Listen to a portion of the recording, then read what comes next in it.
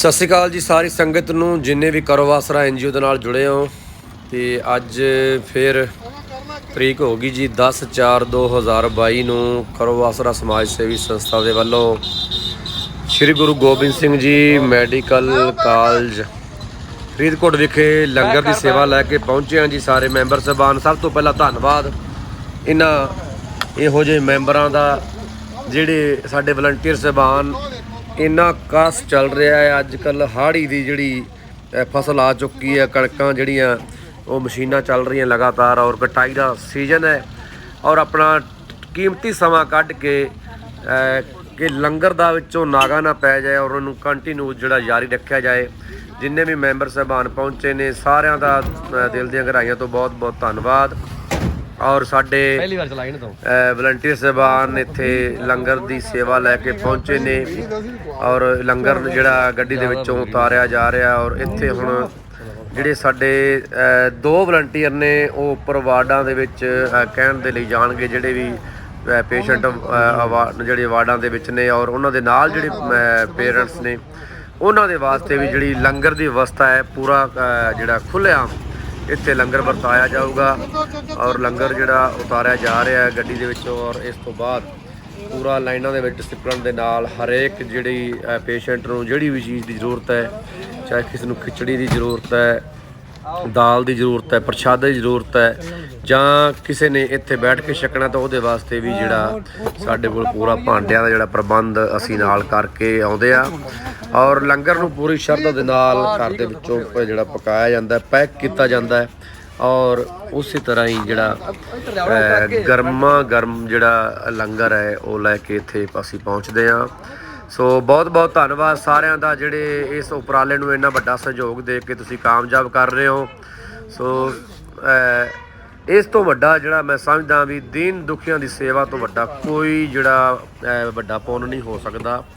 ਸੋ ਤੁਹਾਡੇ ਸਹਿਯੋਗ ਦੇ ਨਾਲ ਇੰਨਾ ਵੱਡਾ ਉਪਰਾਲਾ ਚੱਲ ਰਿਹਾ ਲਗਾਤਾਰ।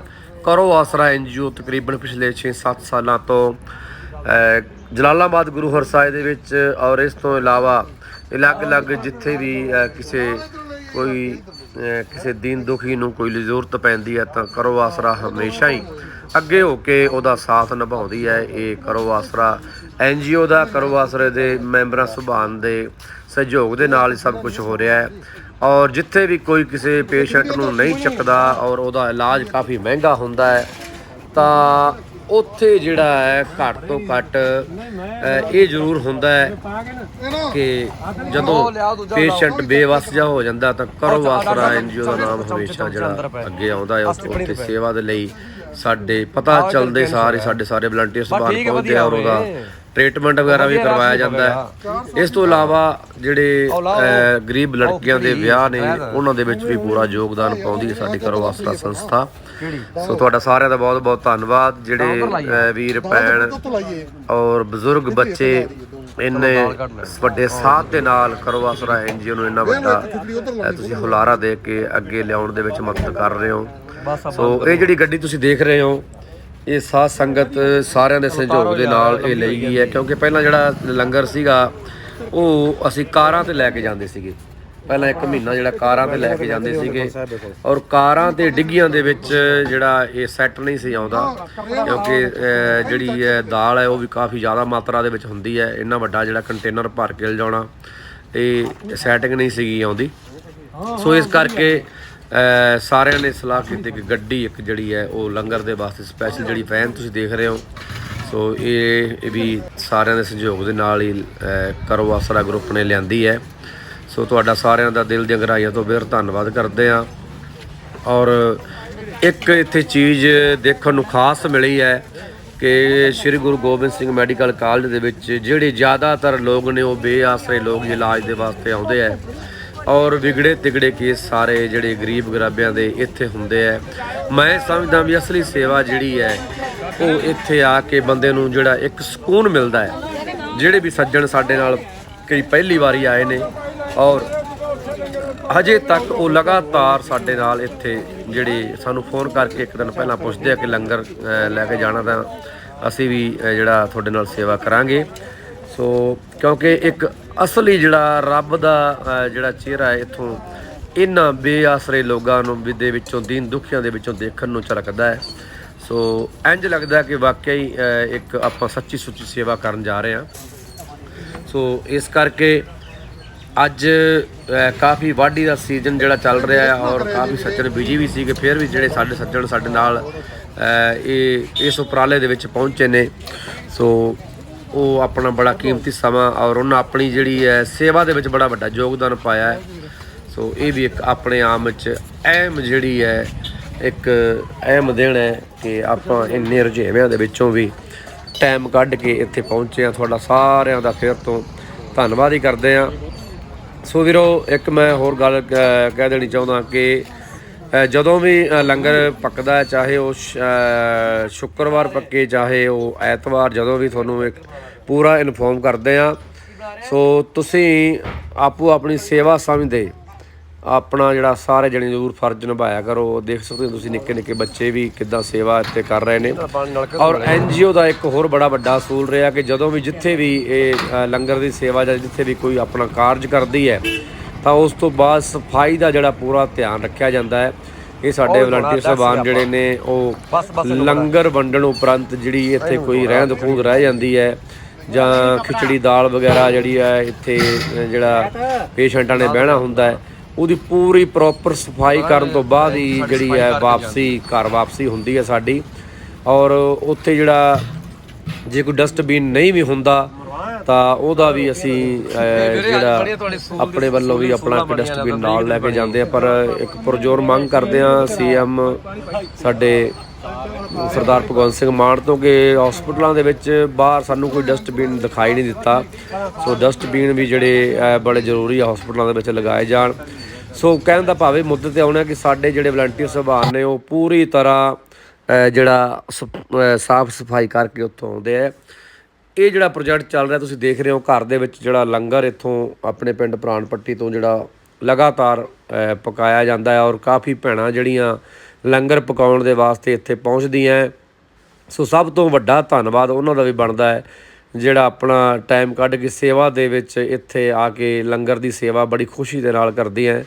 ਸੋ ਅੱਜ ਵੀ ਕਾਫੀ ਜਿਹੜੀਆਂ ਭੈਣਾਂ ਇੱਥੇ ਆਸੇ-ਪਾਸੇ ਦੇ ਪਿੰਡਾਂ ਤੋਂ ਪਹੁੰਚੀਆਂ ਸੀਗੀਆਂ ਔਰ ਕੋਈ ਜਿਹੜੀਆਂ ਭੈਣਾਂ ਨੇ ਉਹ ਲੰਗਰ ਦੂਜਾ ਪਕਾ ਰਹੀਆਂ ਨੇ ਲੋਹ ਦੇ ਉੱਪਰ, ਕੁਛ ਜਿਹੜਾ ਫੁਲਕੇ ਵੇਲ ਰਹੀਆਂ ਨੇ, ਕੁਛ ਪੈਕਿੰਗ ਕਰ ਰਹੀਆਂ ਨੇ, ਕੁਛ ਬਾਲਣ ਦੀ ਸੇਵਾ ਕਰ ਰਹੀਆਂ ਨੇ। ਸੋ ਅਲੱਗ-ਅਲੱਗ ਸੇਵਾਵਾਂ ਨੇ ਔਰ ਕੋਈ ਖਿਚੜੀ ਦੀ ਸੇਵਾ ਪਕਾਉਣ ਦੀ ਕਰ ਰਿਹਾ, ਕੋਈ ਦਾਲ ਦੀ ਸੇਵਾ ਕਰ ਰਿਹਾ ਹੈ।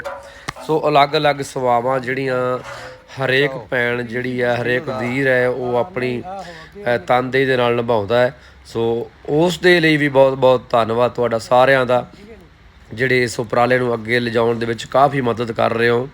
ਸੋ ਪਹਿਲਾਂ ਆਪਾਂ ਜਦੋਂ ਲੰਗਰ ਸ਼ੁਰੂ ਕਰਿਆ ਸੀ ਤਾਂ ਇੱਕ ਬੜੀ ਅਹਿਮ ਗੱਲ ਹੈ ਨੋਟ ਕਰਨ ਵਾਲੀ ਕਿ ਇੱਥੇ ਜਦੋਂ ਲੰਗਰ ਸ਼ੁਰੂ ਹੋਇਆ ਸੀ ਉਸ ਟਾਈਮ ਤੋਂ ਇਹ ਜਿਹੜਾ ਲੰਗਰ ਸੀ ਉਹ ਆਪਾਂ ਸਿਲਵਰ ਦੇ ਟੋਪ ਵਿੱਚ ਬਣਾਉਂਦੇ ਸੀ।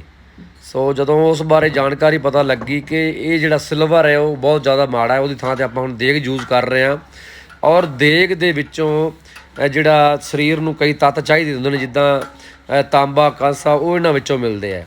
ਸੋ ਅੱਜ ਕੱਲ੍ਹ ਬਿਮਾਰੀਆਂ ਵੀ ਤਾਂ ਹੀ ਵੱਧ ਰਹੀਆਂ ਔਰ ਜਿਹੜਾ ਸਿਲਵਰ ਹੈ ਉਹ ਇੰਨਾ ਮਾੜਾ ਹੈ ਕਿ ਜਦੋਂ ਪੁਰਾਣੇ ਸਮਿਆਂ ਦੇ ਵਿੱਚ ਜਿਹੜਾ ਕੈਦੀਆਂ ਨੂੰ ਅੰਗਰੇਜ਼ ਸਰਕਾਰ ਦੇ ਵੱਲੋਂ ਇਹਨਾਂ ਸਿਲਵਰ ਦੇ ਬਰਤਨਾਂ ਦੇ ਵਿੱਚ ਜਿਹੜਾ ਲੰਗਰ ਪਕਾ ਕੇ ਦਿੱਤਾ ਜਾਂਦਾ ਸੀ ਤਾਂ ਜੋ ਉਹ ਕੈਂਸਰ ਦੇ ਨਾਲ ਆਪਣੇ ਆਪ ਹੀ ਆਪਣੀ ਜਿਹੜੀ ਸਜ਼ਾ ਭੁਗਤਣ ਦੇ ਤੋਂ ਪਹਿਲਾਂ ਹੀ ਉਹ ਮਰ ਜਾਂਦੇ ਸੀਗੇ। ਸੋ ਅੱਜ ਜਿਹੜੀ ਕੈਂਸਰ ਰੂਪੀ ਬਿਮਾਰੀ ਫੈਲੀ ਹੈ ਉਹ ਇਹਨਾਂ ਸਿਲਵਰ ਦੇ ਬਰਤਨਾਂ ਕਰਕੇ ਹੀ ਕਾਫੀ ਜਿਹੜਾ ਪੰਜਾਬ ਦੇ ਵਿੱਚ ਵੀ ਉਹਦਾ ਅਸਰ ਵੇਖਣ ਨੂੰ ਮਿਲਿਆ।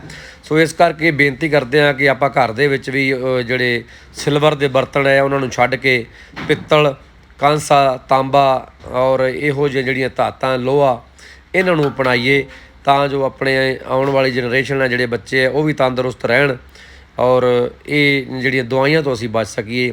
ਸੋ ਇਹ ਵੀ ਇੱਕ ਬੜੀ ਵੱਡੀ ਤੁਹਾਡੇ ਨਾਲ ਮੈਂ ਗੱਲ ਸਾਂਝੀ ਕਰਨੀ ਸੀ ਕਾਫੀ ਦਿਨਾਂ ਤੋਂ ਕਿ ਜਿਹੜਾ ਲੋਹਾ ਹੈ, ਕਾਂਸਾ ਹੈ, ਤਾਂਬਾ ਹੈ, ਇਹਦੇ ਵੀ ਆਪਣੇ ਗੁਣ ਹੁੰਦੇ ਆ, ਇਹਦੀ ਬਹੁਤ ਧੰਨਵਾਦ ਲੱਗਦੀ ਹੈ ਜਿਵੇਂ।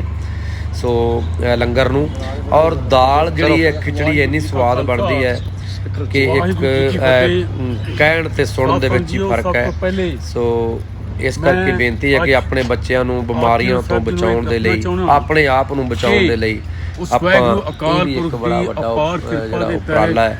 ਆਪਾਂ ਘਰ ਦੇ ਵਿੱਚੋਂ ਬਰਤਨ ਆਪਣੇ ਜਿਹੜੇ ਸਿਲਵਰ ਦੇ ਹੈ ਉਹ ਕੱਢ ਕੇ ਸਟੀਲ ਤੇ ਜਿਹੜੇ ਕੁੱਕਰ ਹੈ, ਖਾਸ ਕਰਕੇ ਐਲੂਮੀਨੀਅਮ ਦੇ ਜਿਹੜੇ ਕੁੱਕਰ ਹੈ ਉਹਦੀ ਥਾਂ ਤੇ ਪਿੱਤਲ ਵਗੈਰਾ ਯੂਜ਼ ਕਰੀਏ ਤਾਂ ਕਾਫੀ ਹੱਦ ਤੱਕ ਜਿਹੜੀਆਂ ਬਿਮਾਰੀਆਂ ਉਹ ਘਟ ਜਾਣਗੀਆਂ ਤੇ ਸਰੀਰ ਦੇ ਵਿੱਚ ਜਿਹੜੇ ਤੱਤ ਹੈ, ਤਾਂਬਾ, ਕਾਂਸਾ, ਲੋਹਾ, ਉਹ ਸਾਡੇ ਜਿਹੜੇ ਪੂਰੇ ਹੋ ਜਾਣਗੇ ਇਹਨਾਂ ਬਰਤਨਾਂ ਦੇ ਰਾਹੀਂ। ਔਰ ਪਿੱਤਲ ਦਾ ਬੜਾ ਅਹਿਮ ਰੋਲ ਹੈ ਕਿਉਂਕਿ ਪਿੱਤਲ ਜਿਹੜਾ ਹੈ, ਪਿੱਤਲ ਨੂੰ ਕਲੀ ਹੁੰਦੀ ਹੈ ਔਰ ਕਲੀ ਜਿਹੜੀ ਉਹ ਕਾਫੀ ਤਸੀਰ ਉਹਦੀ ਠੰਡੀ ਹੁੰਦੀ ਹੈ, ਉਹ ਹੌਲੀ ਹੌਲੀ ਜਿੱਦਾਂ ਆਪਾਂ ਉਹਨੂੰ ਵਰਤਦੇ ਹਾਂ ਉਹ ਆਪਣੇ ਅੰਦਰ ਖਾਣੇ ਦੇ ਰਾਹੀਂ ਜਾਂਦੀ ਹੈ ਔਰ ਕਈ ਬਿਮਾਰੀਆਂ ਤੋਂ ਸਾਨੂੰ ਜਿਹੜਿਆ ਸਾਡੇ ਵਿੱਚ ਕਈ ਸੇਵਾਦਾਰ ਇਹੋ ਜਿਹੇ ਸੋ ਇਹਦੇ ਨਾਲ ਮੈਂ ਤੁਹਾਨੂੰ ਜਾਣਕਾਰੀ ਦੇ ਦਿੱਤੀ ਇਹਦੇ ਬਾਰੇ ਵੀ ਔਰ ਜਿਹੜੇ ਬਰਤਨਾਂ ਬਾਰੇ ਵੀ ਜਾਣਕਾਰੀ ਦਿੱਤੀ, ਇਹਦੇ ਤੇ ਵੀ ਬੜਾ ਵੱਡਾ ਗੌਰ ਕਰੋਗੇ ਔਰ ਆਪਣੇ ਘਰ ਦੇ ਵਿੱਚੋਂ ਇਹਨਾਂ ਜਿਹੜੇ ਸਿਲਵਰ ਦੇ ਐਲੂਮੀਨੀਅਮ ਦੇ ਜਿਹੜੇ ਹੈ ਬਰਤਨ ਉਹ ਕੱਢ ਦਿਓਗੇ। ਇਹਨਾਂ ਨੂੰ ਆਪਣੇ ਆਪ ਦਾ ਪਤਾ ਨਹੀਂ ਰਹਿੰਦਾ ਕਿ ਮੈਂ ਕਾਫੀ ਜਿਹੜਾ ਲੱਕੜ ਦੇ ਵਾਰਨ ਦੇ ਨਾਲ ਜਿਹੜਾ ਲੋਹ ਦੇ ਨਾਲ ਕਾਫੀ ਜਿਹੜਾ ਖਰਚਾ ਵੀ ਆਪਣਾ ਗਰੁੱਪ ਦਾ ਘਟਿਆ ਹੈ ਕਿਉਂਕਿ ਜਿਹੜੀਆਂ ਲੱਕੜਾਂ ਸੀਗੀਆਂ ਪਹਿਲਾਂ ਉਹ ਨਹੀਂ ਸੀ ਬਾਲਦੇ ਆਪਾਂ, ਜਿਹੜੀ ਲੋਹ ਸੀਗੀ ਉਹ ਜਿਹੜੀ ਸਿਲੰਡਰ ਵਾਲੀ ਲੋਹ ਸੀਗੀ ਔਰ ਉਹਦੇ ਨਾਲ ਕਾਫੀ ਜਿਹੜਾ ਜਿਵੇਂ 1000 ਰੁਪਏ ਦਾ ਸਿਲੰਡਰ ਇੱਕ ਹੋਇਆ ਪਰ 2 ਜਿਹੜੇ ਸਿਲੰਡਰ ਤਕਰੀਬਨ ਆਪਣੇ ਲੱਗ ਜਾਂਦੇ ਸੀਗੇ। ਪਰ ਹੁਣ ਜਿਹੜਾ ਆਪਾਂ ਇਹ ਲੱਕੜ ਵਾਲਾ ਥੱਲੇ ਇਹਦਾ ਵਿੱਚ